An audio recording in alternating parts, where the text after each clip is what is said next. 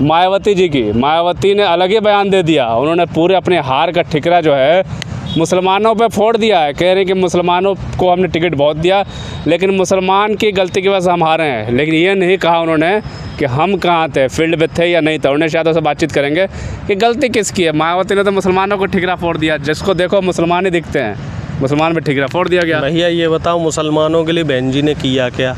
कह रहे टिकट दिया बहुत सारा। किसबानों का कांड हुआ तो बहन जी गायब थी।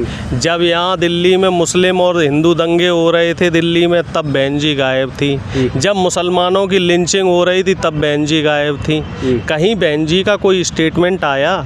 सिर्फ टिकट देने भर से क्या होता है? सामाजिक न्याय के लिए आपने क्या संघर्ष किया है?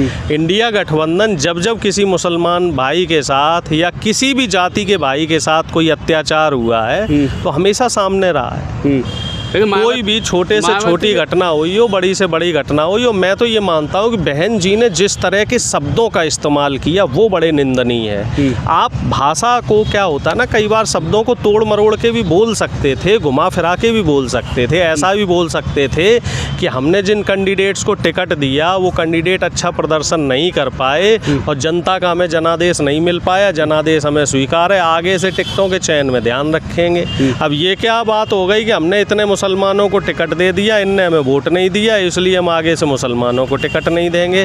भैया ये बताओ, जब आप सड़क पे आओगे, संघर्ष करोगे, तभी तो जनता आपको वोट देगी।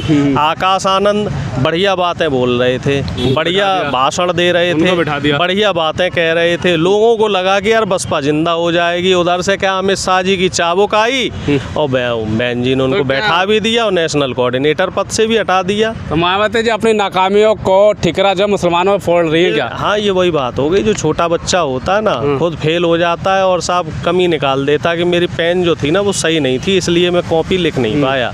इसी तरीके से बहन जी अपनी कमी तो नहीं बोले जी वो मुसलमानों ने वोट नहीं दिया। ये बताओ साहब, आपको बहुजन समाज के कितने लोगों ने वोट दिया?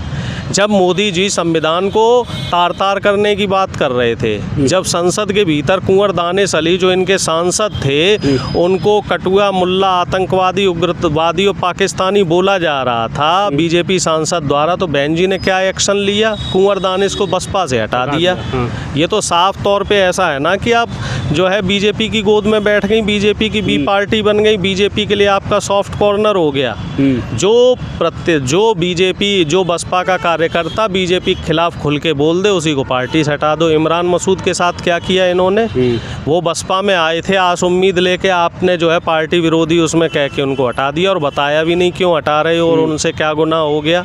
वो भी तो मुसलमान थे इमरान मसूद, मजबूत आदमी थे। देखो सहारनपुर जीत गए, इनकी एक टिकट बढ़ती, सीट बढ़ती नहीं बढ़ती, एक सीट आती। तो इन्हें तो कैंडिडेट चाहिए ही नहीं थे, दानिश को दे देते, दानिश को अपने यहाँ रखते, वो जीत जाता।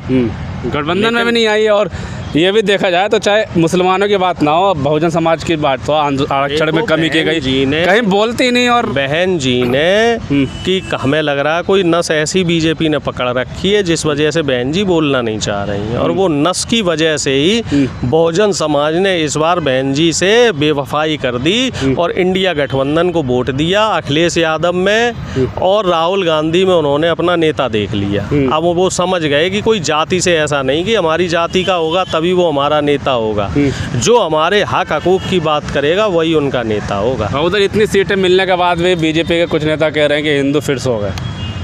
अब ये तो साहब वही बात हो गई, जैसे बहन जी कह रहे हैं कि मुसलमान सो गए, वैसे ही ये कह रहे हैं कि साहब अयोध्या की सीट हार गए तो हिंदू सो गए। मतलब आपको वोट दे दो तो हिंदू एकजुट है, जाग गया, और आपको वोट जो ना दिया जाए तो हिंदू सो गया, हिंदू गद्दार हो गया, हिंदू रामद्रोही हो गया, हिंदू देशद्रोही हो गया।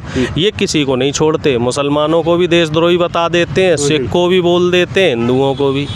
तो असली देशद्रोही तो यही लोग हैं। तो जनता क्या मुद्दों पे वोट नहीं देंगे क्या? जनता बेरोजगार पे वोट नहीं देंगे क्या? होता है ना, नहीं, इनका हिसाब जब कहा कि हिंदू सो गए, हिंदू देशद्रोही है, ये तो ये चाहते हैं कि हम राम नाम की डपली बजाते रहे, हमें वोट मिलता रहे, नौकरी ना मांगे, है जी, हक हकूक की बात ना करें। वही काम बहन जी का है। बहन जी भी सामाजिक न्याय के लिए बात नहीं करती, बस इन्हें वोट दे दो।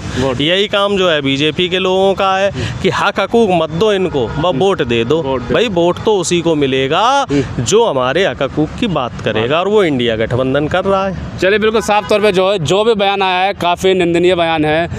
कभी सड़क पे दिखी नहीं, कभी कुछ कहा नहीं। आरक्षण में जब बात आई तो जो बहुजन समाज था, ओबीसी समाज था, कहता रहा कि हमारा आरक्षण ख़त्म किया जा रहा है, लेकिन मायावती चुप थी।